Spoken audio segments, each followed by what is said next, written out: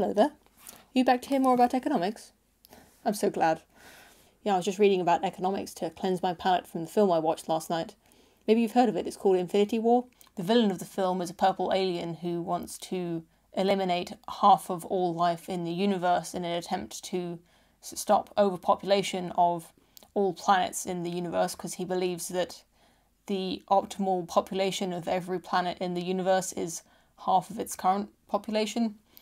I don't know. I quite liked the film, actually, but the villain was very stupid, and I wouldn't have minded so much, except that I've seen this in so many films. There's this overpopulation thing where the villain wants to kill lots of people, and the writers think to themselves, well, what possible reason could a villain have for wanting to kill lots of people? And I think, maybe he's worried about overpopulation, and, it makes for a pretty good person to hate, but for the wrong reasons. Instead of thinking of them as a maniacal genius like a Moriarty or a good villain, it leads me to think that they're just some idiot teenage ideologue who thinks they understand how population control works in economics and just doesn't understand anything. But maybe I shouldn't call Thanos an idiot. He's just misinformed about economic principles, and that he, along with most people around who don't really care about economics, who believe in this idea of overpopulation, that the people will outbreed the amount of resources that are available. But really, that's not how resources work. But it makes sense that it's intuitive to think that if there is a certain amount of people consuming a certain number of resources, that the resources must have a limit. There must be a limit to the number of people that those resources can withstand, but it doesn't really work like that. Just to point out the obvious, the population of the Earth, of human life, is higher now than it has ever been, and the amount of poverty on Earth is lower than it has ever been. So the argument that the population is going to grow to a point that the Earth can no longer sustain it is just a prediction. That prediction would make sense using the intuitive laws that people use to calculate a family's income and the number of people that are, how much food do you have versus how many people can you invite to your dinner party. It makes sense that if you have a household full of food, if you have cupboards full of food in your house, that amount of food can only sustain a finite number of people. But the way that the world works on a global scale, or on a country scale even, or a town scale, city scale, is that the people produce resources, they don't use them, or rather they use them and they produce them. But as a whole, if you're a person who's got a full-time job and you're getting paid for it and you've got a surplus income, you're probably creating more resources and more wealth than you are getting back. You're giving more to the world than you're getting back, just by the virtue that someone's willing to pay you for whatever you're doing, unless you're a civil servant and you're paid by tax money. But I'm not going to go into any libertarian philosophy today. I'm just going to be talking about economics. So you might think it's completely reasonable to suppose that the amount of food that is generated and the amount of energy and other resources might run out if there are too many people on the planet, but it's just not clear that that would ever happen. Certainly if you took 7 billion people extra and just sort of dumped them on Earth all at once, probably there would be mass starvation, and just in a very short amount of time. But the way that people arrive in the world is that there's a kind of a steady flow of people coming in and people coming out.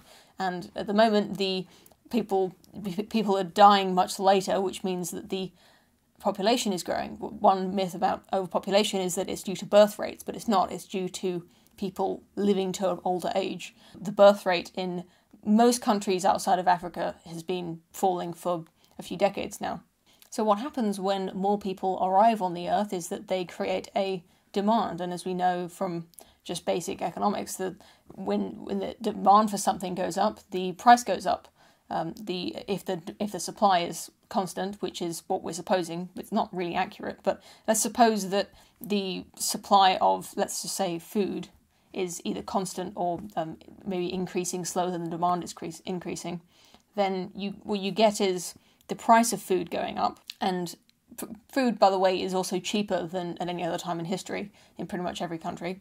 So when the price of food, say, goes up, then there's an incentive for people in the market to go, okay, well, there's a lot of money to be made with food at the moment. Why don't we try and find some more places to grow food? So if we use up all the arable land on Earth, then perhaps you could make a lot of money making a genetically modified crop that takes up less space, for instance. Or there are some plants that can grow underwater, so maybe they would start becoming a cheap, rather than using the arable land, we can start using under the water for growing crops. Human innovation is pretty hard to imagine, so I'm not going to predict that we're going to be eating locusts in 50 years like some people have, but the innovation is stimulated by demand. So when there's a demand for technology that will produce more food, because food is now more valuable, people will invent new technologies that will make food harvesting more efficient land-wise, or more efficient just resources-wise.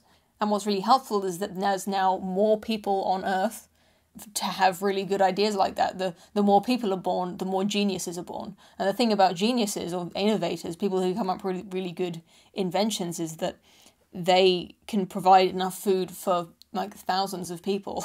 Just one really good invention can maximize resources or make resources hugely more efficient. Not actual physical resources, because those are finite in an actual physical sense, but if you can find a way of growing crops on land that was otherwise called unarable land, you can make a lot of money in that. And if you're a genius, you might be able to figure out how to do that, and you'll become very rich. But maybe that won't work, right? Maybe food will just get more expensive, more scarce. Maybe land will become more scarce. People will have to start living in skyscrapers more, or groundscapers, as I've seen some futurologists, or whatever they call themselves, describing. I mean, these things could happen, right? And it's not like the worry about overpopulation is anything new. People have been worrying about overpopulation since 100 years ago, I believe. I think when the population was about half of what it is now, people were worried that there just wouldn't be enough of everything to support that amount of life, the amount of life that is currently being supported. I think it was in the 70s when there was a population boom in India. Certain economists predicted that there would be that India would have a mass famine, and that there was just nothing we could do about it. We just had to let millions of Indians die, but they didn't. There wasn't mass starvation. They supported the population boom. It's always 10 years away. It's always 20 years away to these doomsday speakers, as the author Julian Smith calls them. But all of that aside, even if overpopulation were a huge concern and stood a possibility of extincting the human race, then even then, Thanos' plan to wipe out half of all life in the universe indiscriminately, rich and poor alike, is a terrible plan. It's just an awful way of population control. It's just ludicrously simple. He's supposed to be this very smart, calculating genius, but he's just going about it the most ham-fisted, simple, like he thought it up in about 5 minutes plan that you could ever think of. He's honestly trying his best to make the world better, make the universe better and more prosperous by killing half all people, but he's just, why half, right? Why not a quarter? Why not change? Why not vary the amount that he wipes out depending on the planet, that the amount of population on that planet? Like, why is every single planet in a state of overpopulation? There's no, planets don't compete with each other for resources. I mean, I guess in this sci-fi universe they might, but it's just ridiculous. Wiping out half of all people just suddenly like that. I mean, he literally does it like that.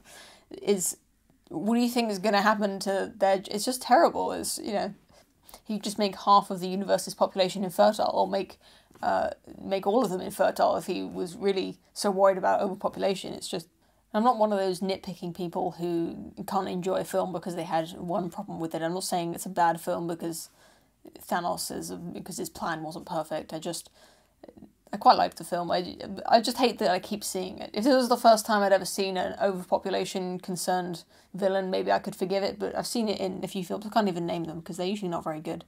One story that did this kind of villain well was Watchmen, the comic book, not the film so much, but I won't spoil any of the story, but the villain in Watchmen he has a kind of plan for the greater good that might actually work. It might work, it might not, but it has a much better chance of working than Thanos' plan.